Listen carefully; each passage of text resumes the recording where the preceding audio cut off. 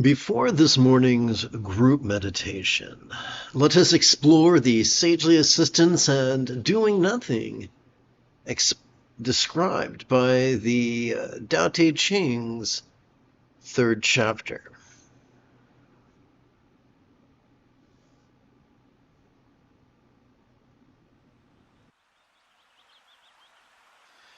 Here's my intention.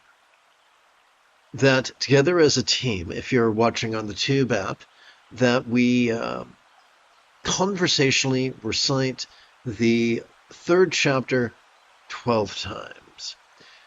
Reciting a chapter 12 times every 12 hours helps us to get through the entire Tao Te Ching more than 100 times annually, which is pretty cool.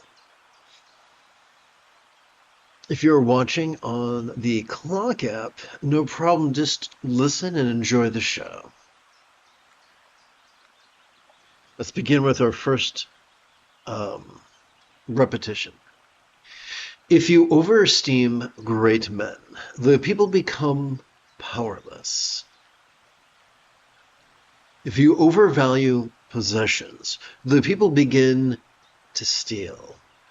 The sage leads by emptying people's minds and filling their cores. Oopsie, we have an editing opportunity.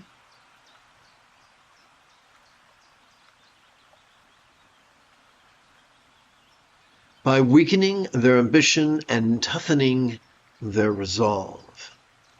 He helps people lose everything they know, everything they desire, and creates confusion in those who think that they know. Practice not doing, and everything will fall into place. You can tell I've highlighted this if you're watching on the Clock app. This is really important. This serves as an antidote to patriarchy's controlling tendencies. This is matriarchy's laid-back tendencies. Now, what is not doing? What it means here in this context is as follows. Concentrating and contemplating use the front of our brain to trigger our amygdala, the seat of both anxiety and aggression, which pretty much makes life worse. However, when we do the opposite, when instead of relying upon the front of the brain, we rely upon the spinal cord to notice as we breathe in and relax as we breathe out, not only does that calm our amygdala, and gently stimulate our anterior cingulate gyrus, the seat of empathy, it also helps our choices and our utterances and our deeds to flow from a place not of calculating contrivance, nor of wild scatteredness, but of centered spontaneity. Moving from centered spontaneity is what the Tao is all about. And now let's prepare for our second repetition. If you overesteem great men, the people become powerless. If you overvalue possessions, the people begin to steal. The sage leads by emptying people's minds and filling their cores, by weakening their ambition and toughening their resolve. So, emptying people's minds and filling their cores means moving from the front of our brain to the spinal cord. That is a reference to being taught authentic mindfulness and meditation. By weakening their ambition and toughening their resolve. By weakening their competitive tendencies and strengthening their resolve to be defined by cooperation. He helps people lose everything they know, everything they desire. I think this would be easier to chant if I move this here. And creates confusion in those who think that they know. Practice not doing, and everything will fall into place. Those who think that they know is an idea reflected um, about 500 years later in the Sermon on the Mount, when Jesus is said to have taught that blessed are those who hunger and thirst for righteousness, for they will be filled. In other words, when we can go through life nibbling, we can nibble our way through the day. And when someone says, when I go out to lunch, you can say, I could eat. When you are hungry, when you've gone a day or 2 or 7 or 10 without food, and someone says, you want to eat? You're like, hell yes, I want to eat. And the more we practice authentic mindfulness and meditation, the more keenly we are aware of not only what we know, but also what we don't know, and become aware of all our drives, even the dark ones. And so it becomes easier and easier for us to spiritually evolve the more we viscerally experience our need for evolution. Practice not doing, and everything will fall into place.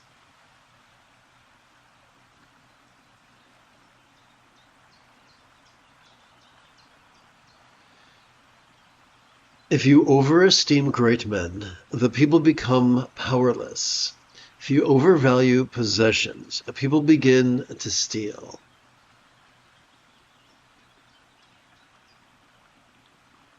When hanging out with people in a spiritual organization, be it Christian or Jewish or Islamic or Taoist or Buddhist or Hindu or Wiccan, there's a certain type of people who during fellowship won't shoot the shit with you about popular media or what's going on in their own lives.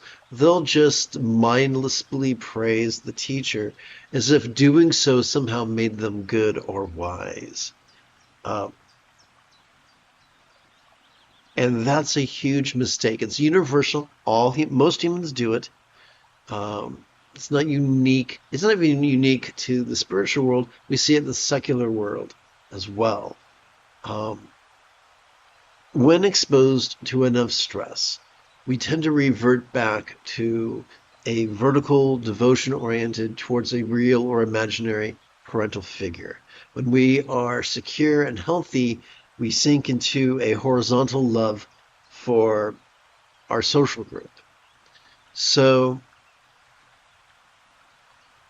even Paul the Apostle, cranky, patriarchal Paul the Apostle, in 1 Corinthians 13 warned against that, warned against the being childish. And he said, put away childish things.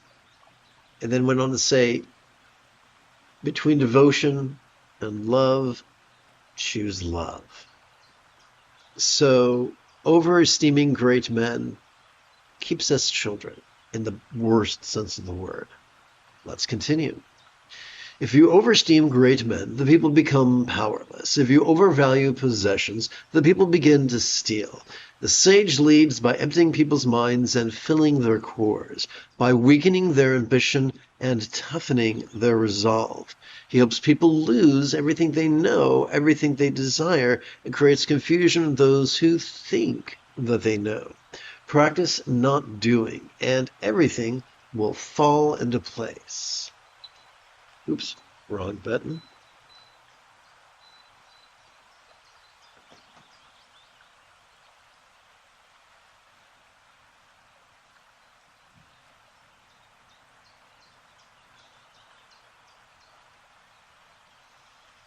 So let's see here. Let's hit Control and G and enter and escape. And now we begin our fourth repetition.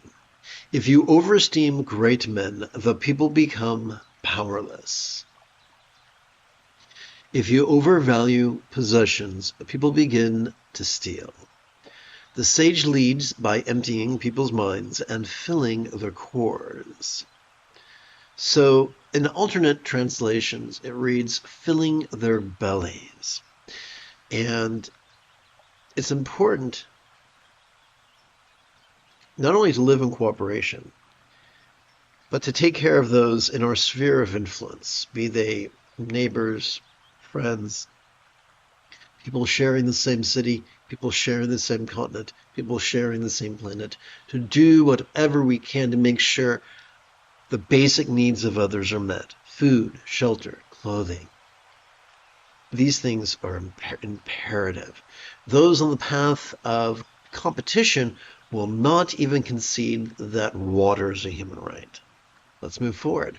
The sage leads by emptying people's minds and filling their cores, by weakening their ambition and toughening their resolve. He helps people lose everything they know, everything they desire, and creates confusion in those who think that they know.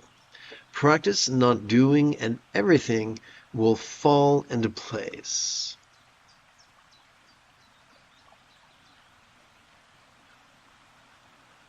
If you overesteem great men, the people become powerless. If you overvalue possessions, the people begin to steal. When I first began exploring the Eastern spiritual path, this is this is before the popularization of public internet. This is way back in the early 90s.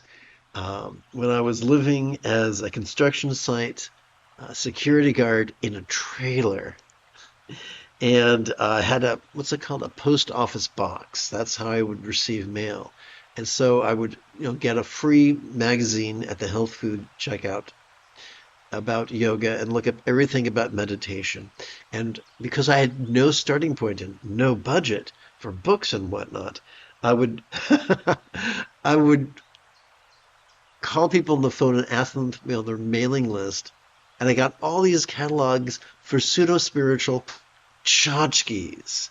Things like, oh, you can't become a Buddha unless you have this symbol in your house. Or you can't become self-realized unless you have the Sri Yantra on your wall. Or you need this tapestry, or you need this statue, or you need this tchotchke. No, you don't. No, you don't. God bless capitalists. They will find any excuse to turn a profit. And to do so at the expense of undermining other people's self-esteem. Remember, harken back to Mars Attacks by Tim Burton. There is the scene where one of the protagonists is sitting on the hood of a car overlooking the meeting between the press and the generals and the visiting aliens.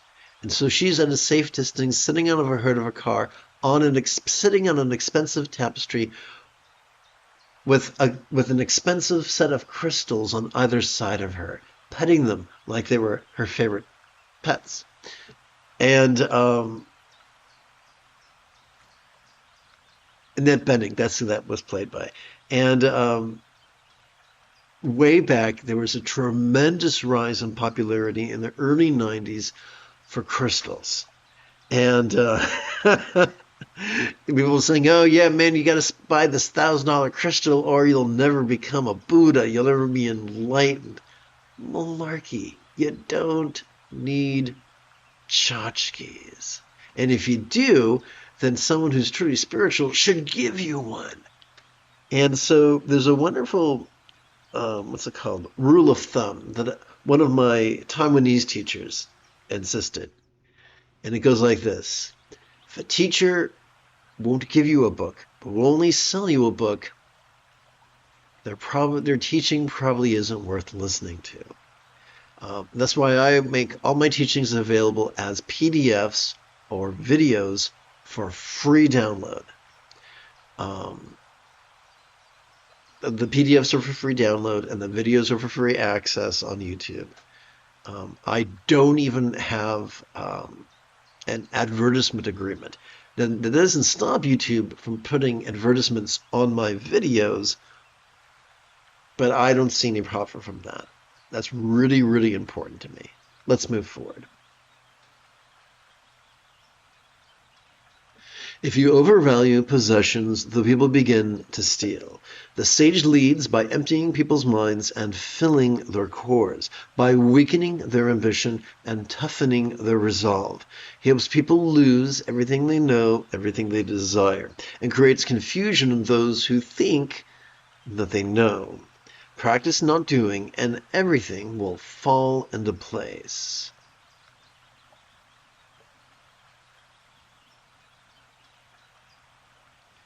Let us begin our 6th repetition. If you overesteem great men, the people become powerless. If you overvalue possessions, the people begin to steal. The sage leads by emptying people's minds and filling their cores, by weakening their ambition and toughening their resolve.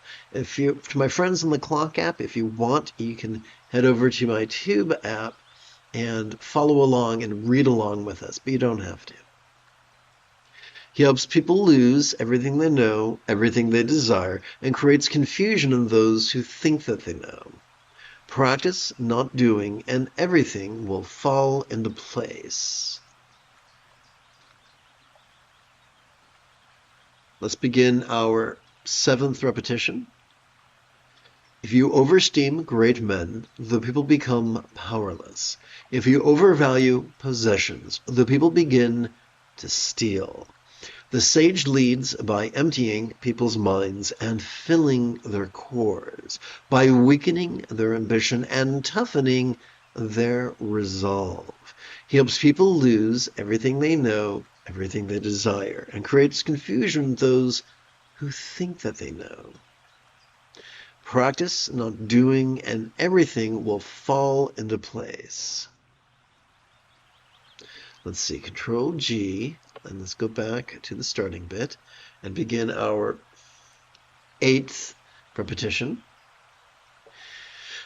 By the way, if you just tuned in, this is the 3rd chapter of the Tao Te Ching. If you overesteem great men, the people become powerless. If you overvalue possessions, the people begin to steal. The sage leads by emptying people's minds and filling their cores, by weakening their ambition and toughening their resolve. He helps people lose everything they know, everything they desire, and creates confusion in those who think that they know. So I'm going to do an edit here because that's how I roll.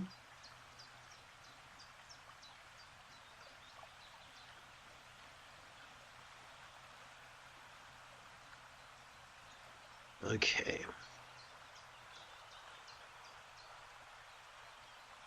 Practice not doing, and everything will fall into place. Let us begin our 9th repetition. If you overesteem great men, the people become powerless. If you overvalue possessions, the people begin to steal. The sage leads by emptying people's minds and filling their cores, by weakening their ambition and toughening their resolve. He helps people lose everything they know, everything they desire, and creates confusion in those who think that they know. Practice not doing, and everything will fall into place.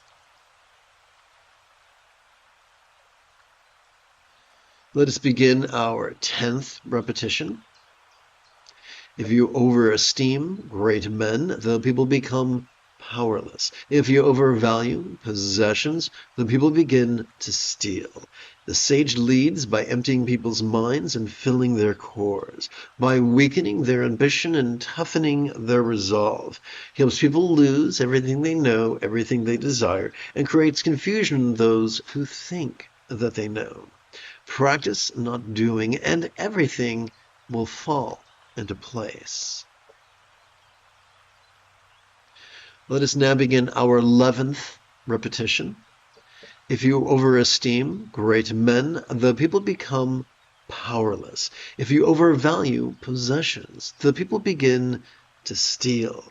The sage leads by emptying people's minds and filling their cores, by weakening their ambition and toughening their resolve. So there seems to be a pattern here. So I think I'm going to do my best to coordinate with it.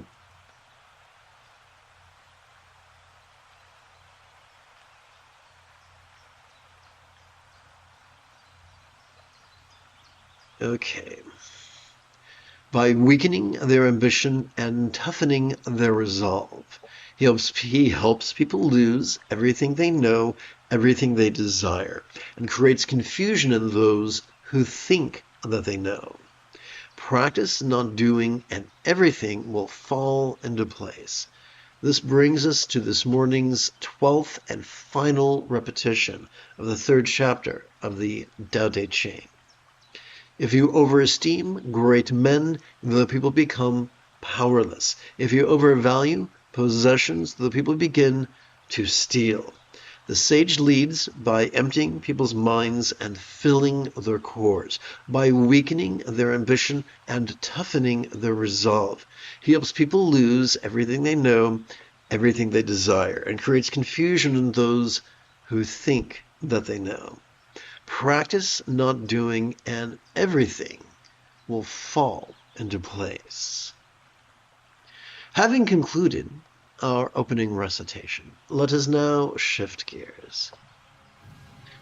It is Yoda Monday morning. Come, let us meditate like a Jedi after about 30 seconds of housekeeping. This is the Dzogchen Sunday Lama Jigme Gyatso, the Buddha Joy Meditation School. For more than 30 years, I have harnessed my autistic special interests as well as my ADHD hyperfocus to spend about 8 hours a day, almost every day, studying, practicing, mastering, and reverse engineering the teachings and techniques of each school of meditation so that I can become your personal, nerdy, neurodivergent guide to nirvana. Welcome, my friends, to Meditate Like a Jedi, which is made possible due to the generosity of viewers just like you. For the remainder of this morning's live stream, let us simply sit in mindfulness and meditation. It's remarkably easy. All we got to do is passively cooperate with our sympathetic nervous system by silently and mentally reciting the verb watch every time we inhale, and passively cooperate with our parasympathetic nervous system by silently and mentally reciting the verb rest during each exhalation. One moment, gotta wet my whistle from all this yapping.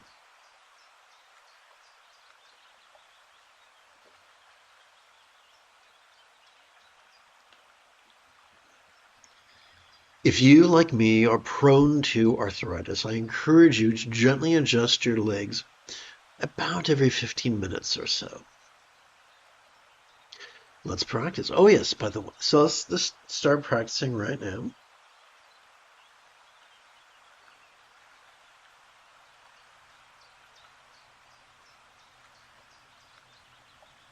I'm terribly congested, so I will be breathing out of my mouth.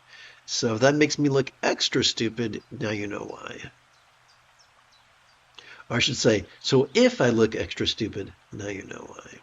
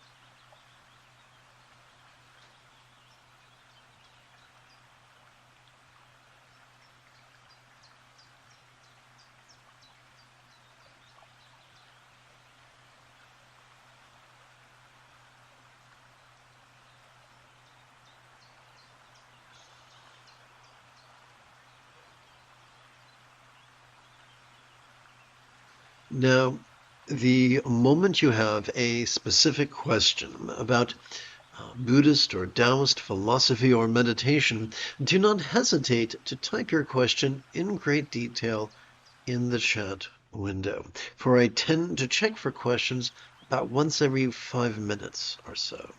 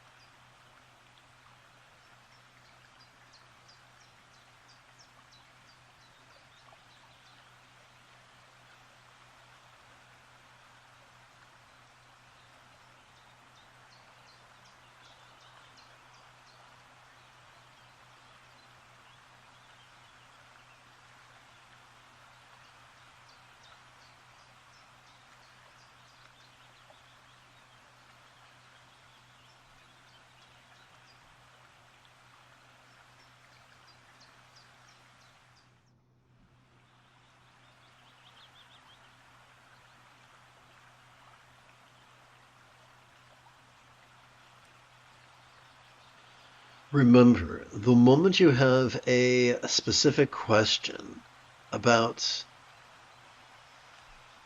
Buddhist philosophy, Buddhist or Taoist philosophy or meditation, do not hesitate to type your question in great detail in the chat window, for I tend to check for questions about once every 5 minutes or so.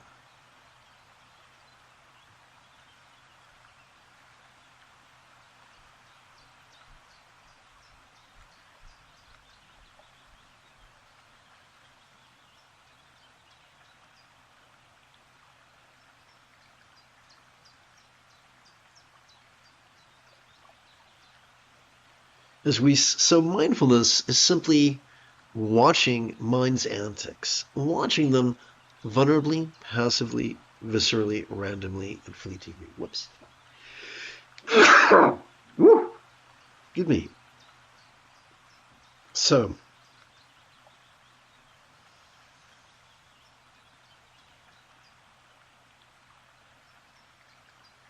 what are we supposed to do when we notice ourselves, thinking a negative thought, thinking, oh, I don't like meditation. I don't want to sit. I'd rather go pick my nose. I'd rather go make love to my partner. I'd rather go work out. I'd rather go have breakfast.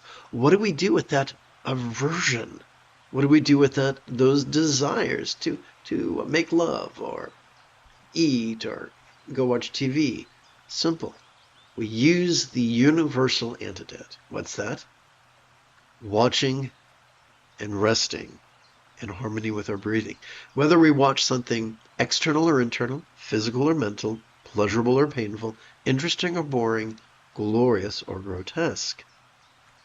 As long as we're watching and resting, we are traversing the path of cooperating with our autonomic nervous system. The path that the Buddha taught one could master in as little as a week. Excuse me.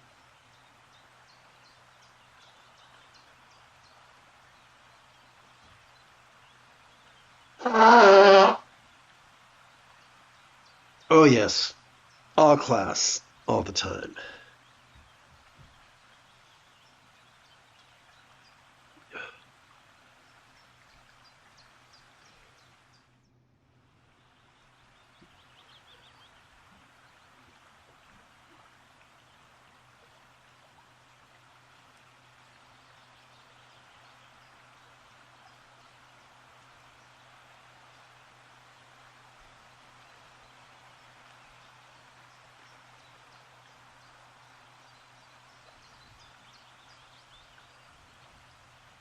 Meditation is simply relaxing into mind's non-graspable nature. The other night, as an autistic, I was over-fatigued and overstimulated, and I felt myself right on the edge of having a meltdown. And so I enthusiastically practiced silently and mentally recited watching and resting in harmony with my breathing, and it didn't stop. It didn't change my circumstances, it didn't change my body, but it helped me to cope with the slings and arrows of outrageous fortune. If it can work for me, it can probably work for you.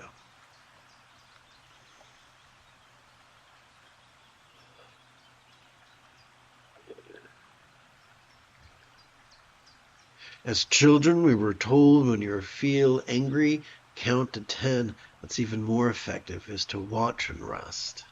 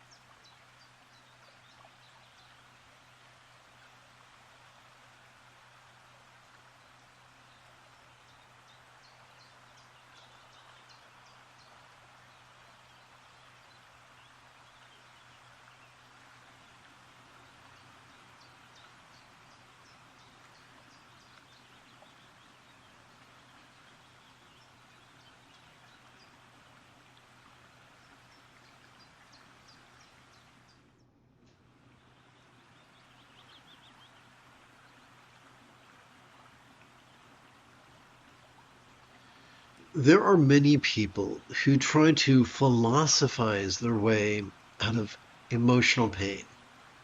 And so they, like barnacles in the hull of a whale, they collect all sorts of pseudo-spiritual beliefs. Well, we cannot believe our way to enlightenment. We cannot think our way to enlightenment. But we can cooperate our way to enlightenment. What if enlightenment was nothing more than simply mastering the Buddha's Eightfold Path? It doesn't mean we stop feeling certain emotions or stop having certain thoughts.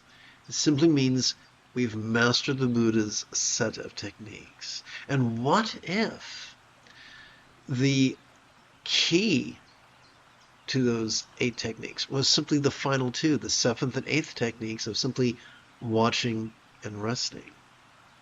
And we're simply practicing those techniques for as little as once every 12 hours or so could help us to automatically practice the remaining 6. Could help us to automatically notice change, not be alarmed by it when it occurs, to automatically feel more kind and experience greater kindness of intention and communication and conduct and commerce, the 2nd, 3rd, 4th, and 5th folds of the Eightfold Path. And what if simply watching and resting in harmony with our breathing could cause our choices and our utterances and our deeds to flow from centered spontaneity, to help us to practice the effortless effort of going with the flow, which is the most sustainable way to use the other parts of our brain. The path is really quite simple. By cooperating with whatever comes up, be it comfortable or uncomfortable, whether that which comes up is a perception, emotion, intention, thought, memory, or imagining, by watching and resting in harmony with the phases of our breath, we could master the path in as little as a week.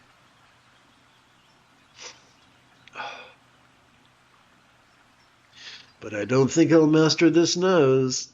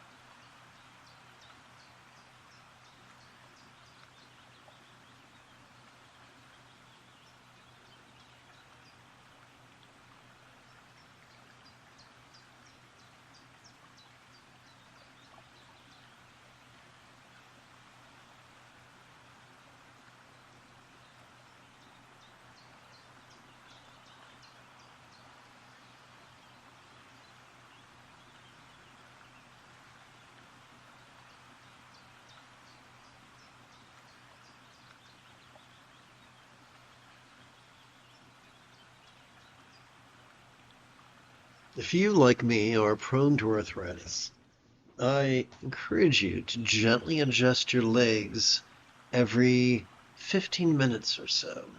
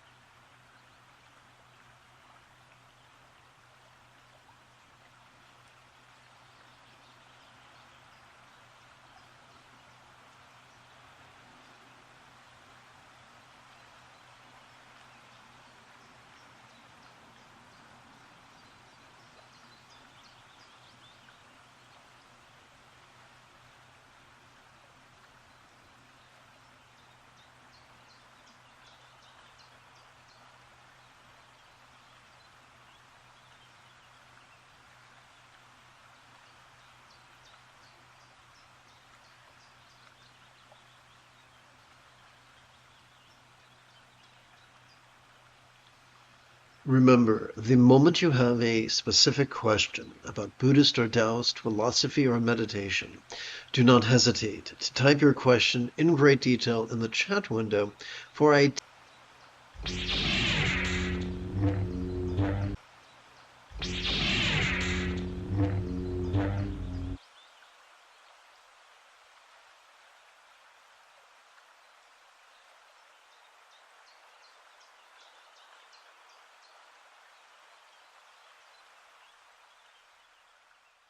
Whoops, wrong button. To my friends on the clock app, sorry for the glitch. Things seem to have righted themselves.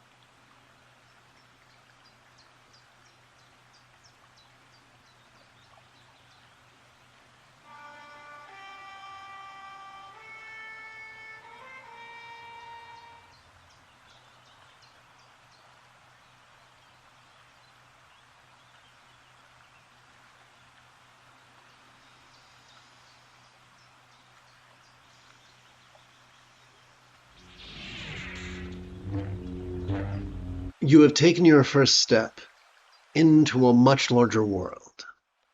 If you feel that I have earned it, you could give this live stream a thumbs up.